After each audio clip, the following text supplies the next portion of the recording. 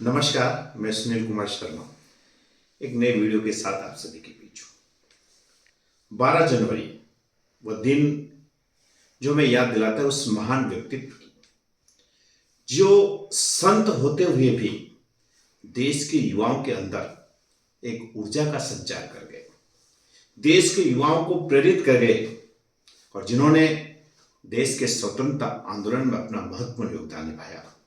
मैं बात कर रहा हूं स्वामी विवेकानंद। 12 जनवरी 1863 को कलकत्ता के एक संपन्न परिवार में स्वामी जी का जन्म हुआ। लालन पालन बड़े लाड प्यार से हुआ, लेकिन स्वामी जी धर्म और दर्शन पर उनका अलग ही ध्यान था और प्रारंभिक शिक्षा के पश्चात वो गुरुदेव रामकृष्ण परमहंस के संपर्क में आए, जिससे उन्हें आध्यात्मिकता का ज्ञान मिला और गुरुदेव रामकृष्ण परमहंस ने ही उन्हें स्वामी विवेकानंद की उपाधि से अलंकृत किया और तब से वो स्वामी विवेकानंद के नाम से जाने जाने लगे। स्वामी जी ने देश के अंदर व्याप्त बुराइयों को देख करके, चाहे वो ऊंच नीच की हो, जातिवाद हो, जागीरदारी प्रथा हो, इन सब को जब उन्होंने देखा तो उनके अंदर मन बहुत दुखी हुआ और वो चाहते थे कि मेरा देश भारत से ये बुराइयां मिटे और इसके लिए वो निरंतर प्रयत्नशील रहा करते थे।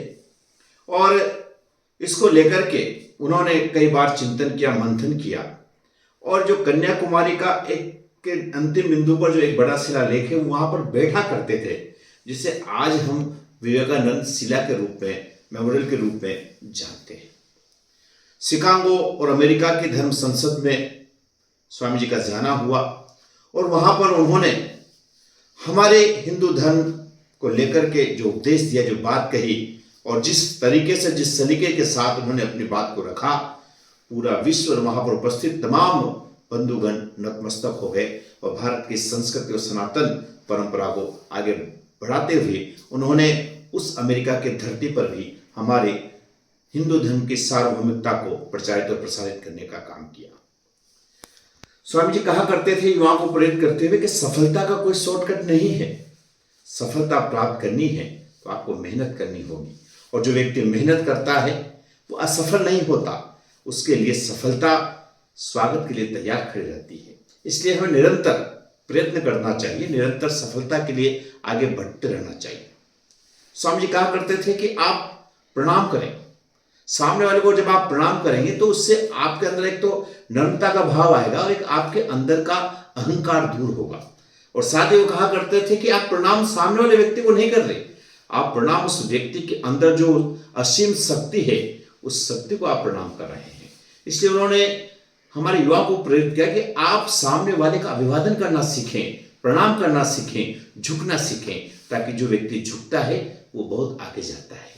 इसलिए उन्होंने हमारे युवाओं को प्रणाम के माध्यम से प्रेरित करने का भी प्रयास किया।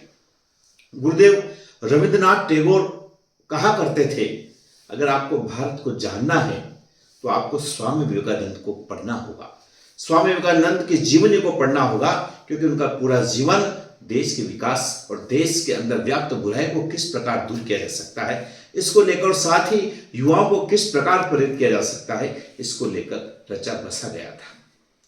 उनका मूल मंत्र था उठो जागो और तब तक मत रुको जब तक आप लक्ष्य तक नहीं पहुंच जाओ। इसके पीछे स्वामी जी का उद्देश्य था कि जो हमारे युवा निष्क्रियता की ओर बढ़ रहे हैं, हमारे युवा जो आलसीपन जिनके अंदर आ रहा है, उन लोगों को प्रेरित करने के उद्देश्य से एक मंत्र स्वामी ने दिया। उन्होंने कहा कि उठो जागो और जब तक आप लक्ष्य तक नहीं पहुंच जाओ तब तक रुकने का काम मत करो।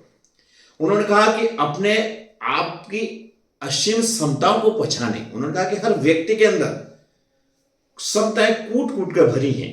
जिस प्रकार रामायण काल में भगवान बजरंगबली को उनकी क्षमताओं का जब आभास कराया गया तो उन्होंने 100 योजन समुद्र को लांघ दिया। सबके अंदर क्षमताएं हैं, हम हमारी क्षमताओं को पहचाने, हमारे अंदर की एबिलिटी को पहचाने और उस मुताबिक कार्य करने का प्रयास करें, हम निश्चित रूप से सफल होंगे। ये स्वामी विवेकानंद जी ने कहा। उन्होंने कहा कि आप हमेशा सकारात्मक सोच रखें, नकारात्मकता का भाव अपने अंदर लाने का प्रयास न करें। उन्होंने कहा अगर आप सोच लिया कि मुझे सफल होना है तो आपको सफल होने से कोई नहीं रोक सकता।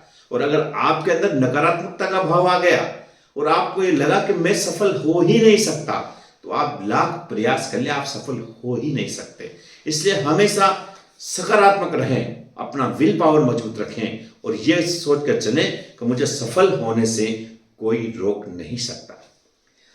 उनकी कुछ छोटी छोटी कहानियां हैं जो हमें प्रेरित करती है। एक बार जब अमेरिका यात्रा के दौरान स्वामी जी पुल से गुजर रहे थे, तो उन्होंने देखा कि वहां कुछ बच्चे बंदूक चला रहे थे और उनका निशाना सटीक नहीं था, उनका निशाना उनके लक्ष्य पर नहीं जा रहा था। स्वामी जी रुके, बच्चों के पास आए, उनसे बंदूक ली और स्वामी जी ने जितने भी निशाने लगाए सारे के सारे निशाने लक्ष्य को भेदते हुए लगे।